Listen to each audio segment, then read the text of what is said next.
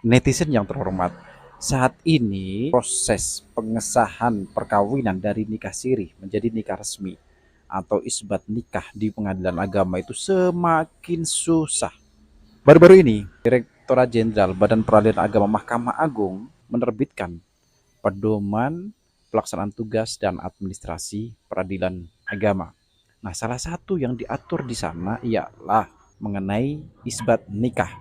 Permohonan isbat nikah yang diajukan oleh para pemohon, di mana salah satu atau kedua orang ini ketika menikah siri belum memenuhi batas usia minimal perkawinan sebagaimana diatur dalam peraturan perundang-undangan, maka permohonan isbat nikahnya harus ditolak. Contohnya begini, pada tahun 2020, seorang laki-laki berusia 21 tahun menikah dengan seorang perempuan yang baru berusia 17 tahun. Kemudian mereka dikaruniai seorang anak. Pada tahun 2023 ini, mereka hendak mengajukan permohonan isbat nikah ke pengadilan agama supaya nanti dapat memperoleh buku nikah. Tentu saja permohonan isbat nikahnya akan ditolak. Loh kenapa?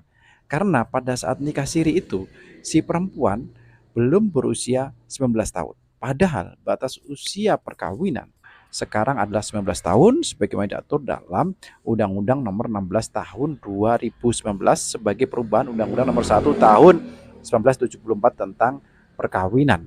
Terus bagaimana solusinya kalau sudah begini? Mereka bisa langsung menikah di KUA. Dan kalau sudah mendapatkan buku nikah, mereka dapat mengajukan permohonan penetapan asal-usul anak ke pengadilan agama supaya anak mereka ini memiliki status hukum yang jelas. Oke.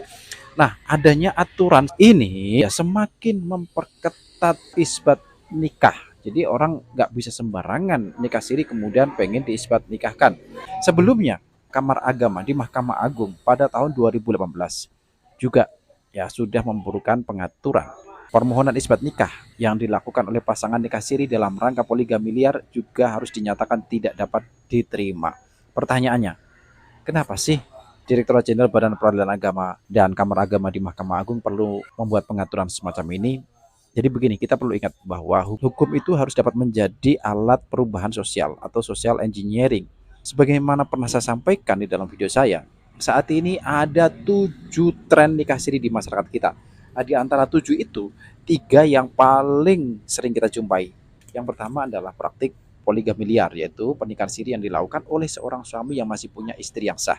Yang kedua adalah poliandri terselubung, yaitu praktik nikah siri yang dilakukan oleh seorang perempuan yang masih punya suami yang sah.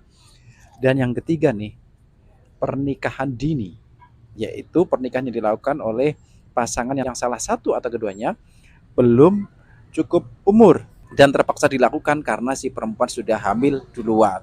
Nah, dengan adanya pengaturan-pengaturan semacam ini diharapkan praktik-praktik yang buruk seperti itu kalaupun tidak dapat dihilangkan, sekurang-kurangnya dapat diminimalkan. Jelas?